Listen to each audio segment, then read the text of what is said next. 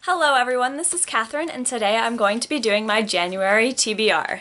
A TBR is just an acronym for to be read, and these are all the books that I intend to read by the end of January. Because, like you guys probably, I'm almost completely booked with schoolwork, with dance, with other extracurricular activities. I can say with a lot of confidence that most of these books will be read by the end of January, but maybe not all of them. And this is massively upsetting for me because I don't know about you guys, but when I get into a book, I want to finish it, and then I get like halfway through the book, and unless it's really, really good and really, really page-turning, I just kind of stop and go to the next book, and then I'm reading two books at the same time, and then I pile on a third, and then a fourth, and then a fifth, and then I just get kind of overwhelmed. I still haven't found a solution to this issue yet, but I'm working on it, so. The first book, which I've already started reading, is The Raven Boys by Maggie Stiefvater. And this is the first book of a series. The main character in this book is a girl named Blue, who has been told for a long time that she's going to cause her true love to die. Eventually, Blue meets a boy named Gansey, who is a rich student at a private school nearby, and her fortune-telling family foretells that Gansey is going to die within the next 12 months. And Blue is told that she's either Gansey's true love, or she's going to have some hand in his death. I'm only a couple of chapters in, but from what I can tell about this book, it has ghosts, supernatural ideas, and romance in it, and I'm looking forward to all three. The next book is All the Right Places by Jennifer Niven. When I walked into Barnes & Noble and I found this on the shelf, it was being advertised as a mix between The Fault in Our Stars and Eleanor and Park. I love both of those books, so I thought, why not give it a try? And I haven't started reading it yet. I have absolutely no idea what it's about, but I'm psyched, and I'm hoping it's going to live up to those expectations. I do know that the girl's name is Violet and the boy's name is Finch, and I think that's pretty cute because on the front of the cover it has a violet and a finch. It's clever. The next book is White Hot Kiss by Jennifer L. Armentrout, and I have read some of Jennifer Armentrout's books before, and I was not a big fan of the Lux series. I'm sorry! Don't hate me. Sorry.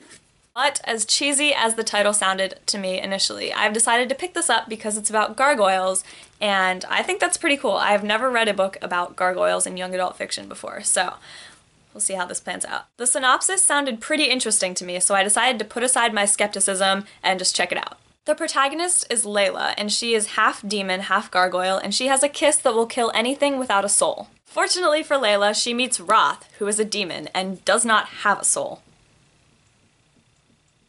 You know where I'm going with this. I'm happy to say that I'm giving Jennifer L. Armentrout another chance because there were parts of the Lux series that I did like. I think she's a very funny author, I think she can create characters very well, and she definitely does the romance thing right. That is her department of expertise. The next book is Taking Flight by Michaela de Prince.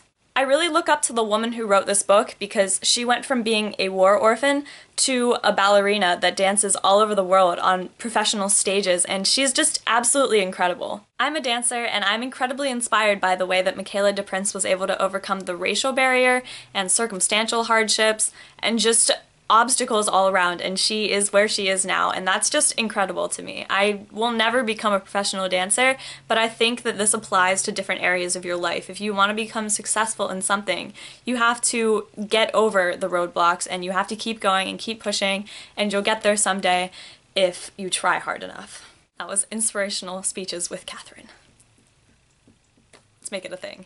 The next is Hamlet by Shakespeare, and this is obviously not your typical young adult novel either, because it's a play, and it's Shakespeare's play. I'll be honest, I'm not very good at translating Shakespearean English, so I bought the No-FEAR Shakespeare version, and this has the original text on one side and the translated text on the other, so that you can actually understand what's going on. My school did Macbeth for its winter play this year, and I didn't understand anything that was happening until intermission when I looked up the synopsis online and I got all the details, and then I understood it from there. But Shakespeare is extremely hard to understand if you don't have practice with it, and I do not, so I'm fortunately going to be reading the version for dummies. It literally says the play plus a translation anyone can understand.